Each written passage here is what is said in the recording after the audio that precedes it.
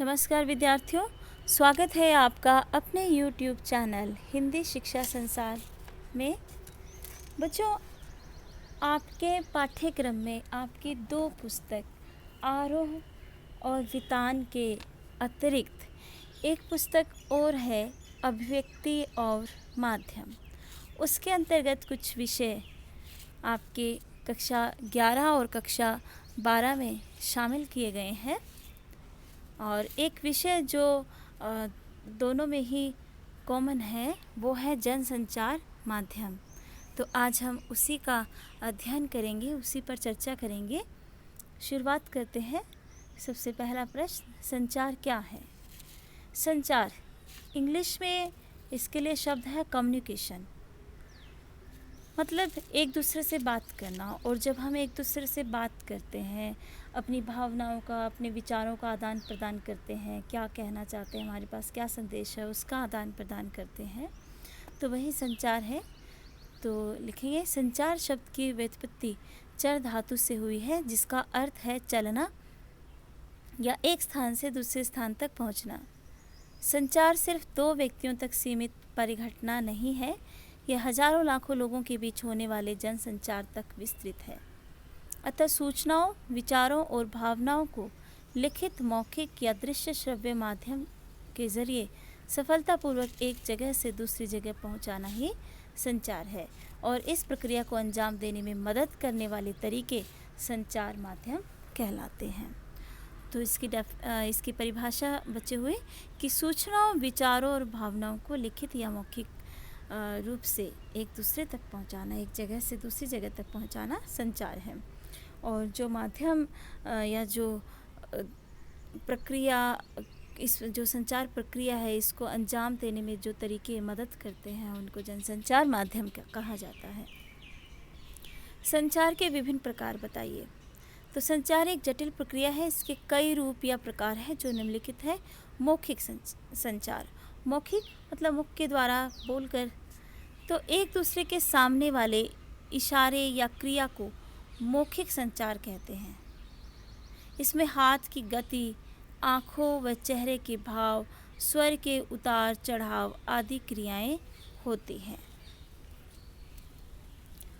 अंतर्व्यक्तिक संचार, जब दो व्यक्ति आपस में और आमने सामने संचार करते हैं तो इसे अंतर्व्यक्तिक संचार कहते हैं। तो इस संचार की मदद से आपसी संबंध विकसित करते हैं और रोज़मर्रा की ज़रूरतें पूरी करते हैं।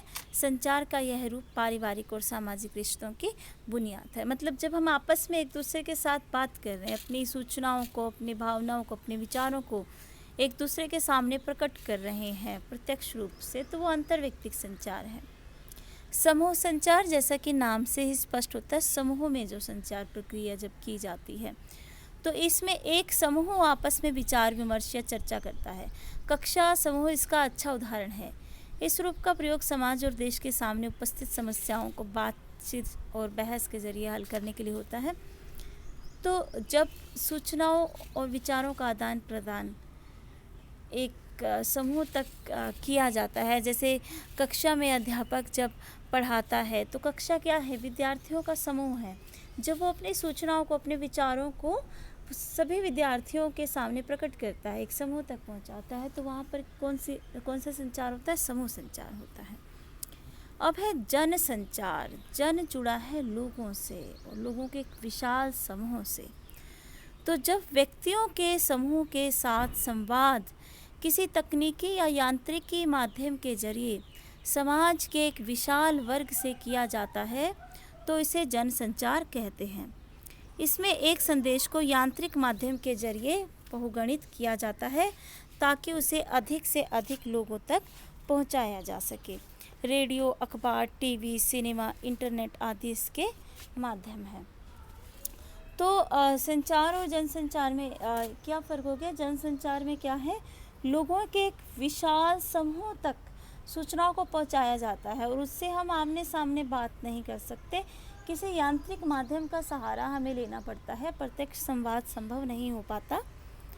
तो जैसे हम रेडियो, अखबार, टीवी, सिनेमा, इंटरनेट, इन सब ये माध्यम है और इनके ज़रिए लोगों के एक विशाल समूह तक जानकारी पहुंचाई जाती है, जिसे कहा जाता है जनसंचार। फिर है जनसंचार की विशेषताएं बताइए। तो जनसंचार की विशेषताएं क्या है कि इसमें फीडबैक तुरंत प्राप्त नहीं होता। फीडबैक तुरंत क्यों नहीं मिल पाता? क्योंकि इसमें आमने सामने संचार नहीं होता।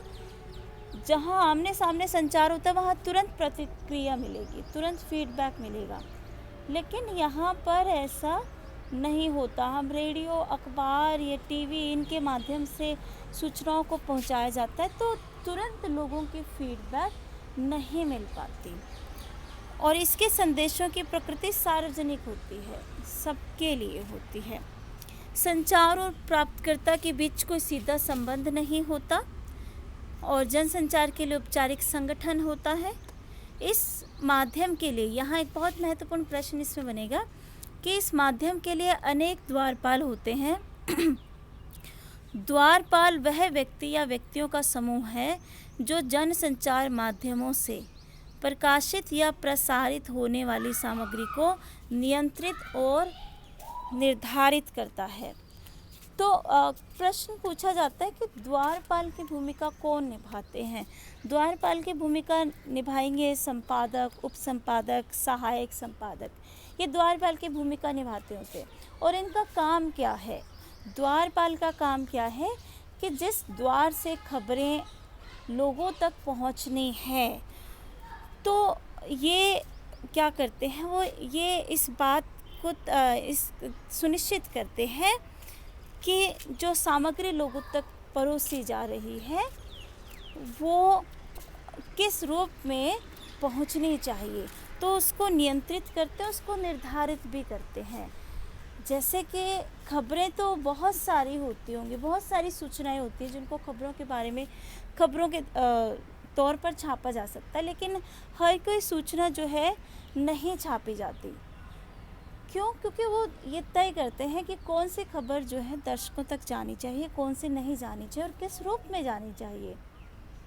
क्या वो जिस तरीके से जा रही है, जिस भाषा शैली का प्रयोग किया जा रहा है, वो ठीक है कि नहीं है। तो ये द्वारपाल जो है ये सुनिश्चित करते हैं, इस सामग्री को नियंत्रित करते हैं, निर्धारित करते हैं।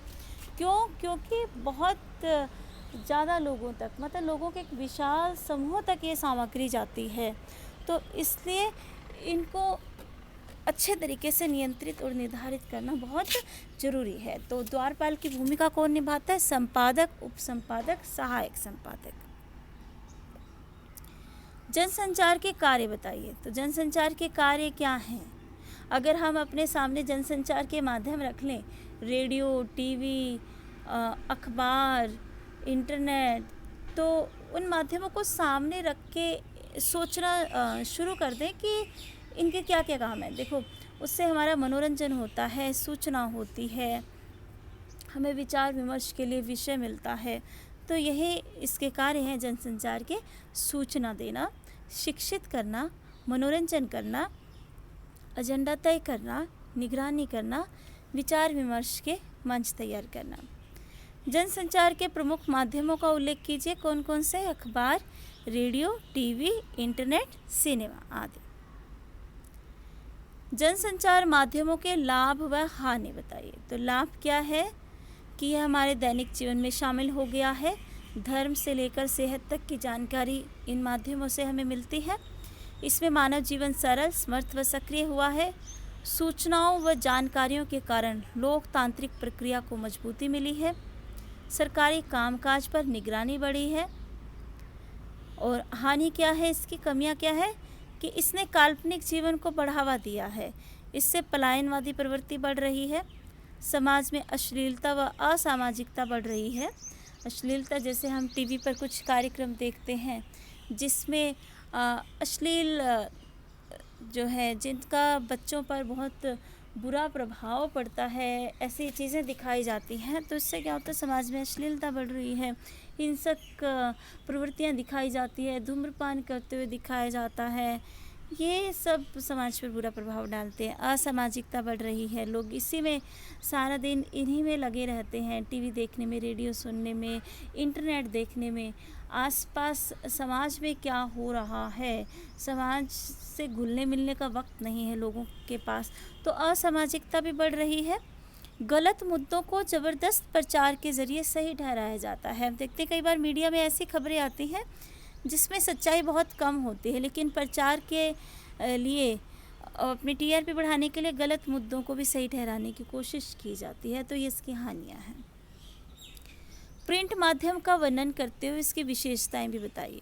तो प्रिंट का मतलब होता है मुद्रित। हिंदी में इस प्रिंट अंग्रेजी का शब्द है, हिंदी का शब्द है मुद्रित, मतलब जो छपा हुआ हो। अगर पूछा जाए कि प्रिंट माध्यम कौन से होते हैं, तो जिनसे हमें छपी हुई जानकारी मिलती है, प्रकाशित होकर जानकारी मिलती है। तो प्रिंट यानी मुद्रित माध्यम जनसंचार के आधुनिक माध्यम में से सबसे पुराना माध्यम है और आधुनिक युग का प्रारंभ छपाई के आविष्कार से हुआ। चीन में सबसे पहले मुद्रण शुरू हुआ था, परंतु आधुनिक छापे खाने का आविष्कार जर्मनी के गुटेनबर्ग ने किया। यूरोप में पुनर्जागरण रेमसा की शुरुआत में छापे खाने की प्रमुख भूमिका थी और भारत में ईसाई मिशनरियों ने सन 1556 में गोवा में धार्मिक पुस्तकें छापने के लिए खोला था। तो यहाँ से दो प्रश्न और हमारे सामने नए निकल जाते हैं इस उत्तर में कि छापे खाने की शुरुआत जो है कहाँ से हुई थी, इसका आविष्कार कौन था? जर्मनी के गुटेनबर्ग ने की थी। भारत में पहला छापा खाना कब खुला था? 1556 ईस्वी में। कहाँ खुला था? गोवा में। उद्देश्य क्या था? धार्मिक पुस्तकें छापने के लिए खोला गया था ईसाई मिशनरियों ने। प्रिंट माध्यम की विशेषताएं क्या है कि मुद्रित माध्यम के तहत अखबार, पत्रिकाएं, पुस्तकें आदि हैं। मुद्रित माध्यमों की सबसे बड़ी विशेषता या शक्ति यह है कि छपे हुए शब्दों में स्थायित्व होता है, लंबे समय तक उसको संभाल के रख सकते हैं। उसे आप आराम से और धीरे धीरे पढ़ सकते हैं, पढ़ते हुए उस पर सोच भी सकते हैं। अगर कोई बात समझ में नहीं आई तो उसे दोबारा या जितनी बार इच्छा करे उतनी बार पढ़ सकते हैं।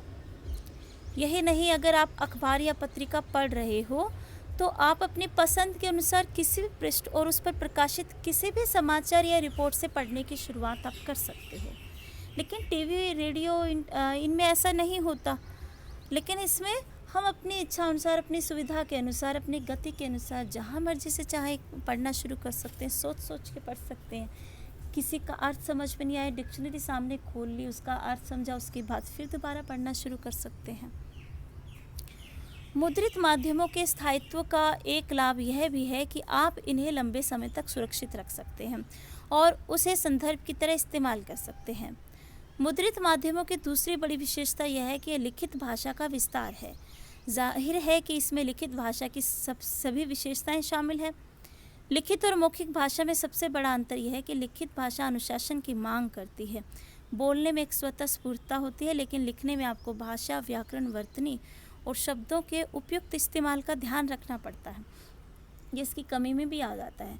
अगर थोड़ी सी भी आपने वर्तनी की अशुद्धता की, भाषा में अशुद्धता कर दी, व्याकरण में कर दी, तो बहुत बड़े लोगों के एक विशाल समूह तक पहुंचता है।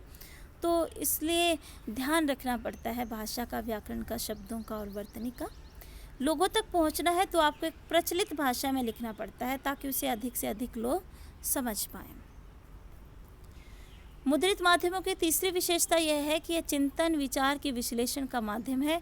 इस माध्यम में आप गंभीर और गूढ़ बातें लिख सकते हैं क्योंकि पाठक के पास न सिर्फ उसे पढ़ने, समझने और सोचने का समय होता है, बल्कि उसकी योग्यता भी होती है।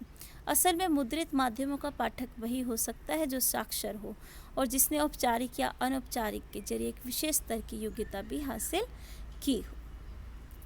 तो इसलिए कई बार कुछ कहानियाँ छपती हैं, कुछ लेख छपते हैं जिन पे खूब सोचा जा सकता है, चिंतन किया जा सकता है, तो ऐसे गूढ़ लेख भी छापे जा सकते हैं। अब है मुद्रित माध्यमों की कमज़ोरी क्या है, कमियां भी कह सकते हैं, हानि भी कह सकते हैं।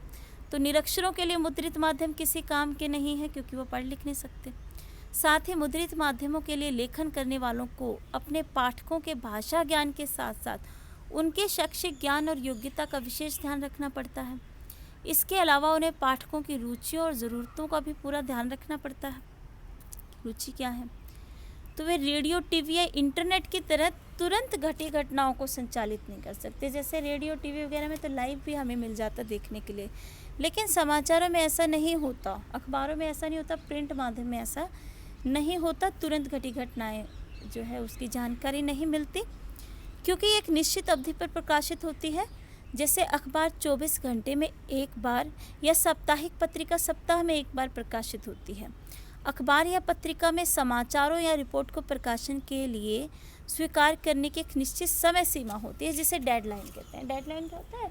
समाचारों को कवर करने के लिए जो निर्धारित समय सीमा होती है। तो जो दैनिक छपते हैं उनके लिए 24 घंटे की होती है, जो साप्ताहिक होते हैं उनके लिए सप्ताह की होती है। तो कुछ अपवादों को छोड़कर समय सीमा समाप्त होने के बाद कोई सामग्री प्रकाशन के लिए स्वीकार नहीं की जाती।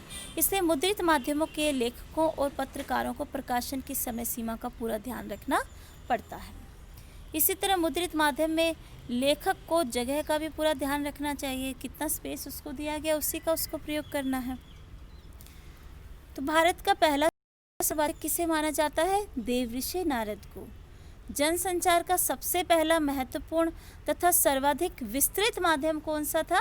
समाचार पत्र और पत्रिका। प्रिंट मीडिया के प्रमुख 3 पहलू कौन कौन से हैं? तो प्रिंट मीडिया के पहलू क्या होंगे?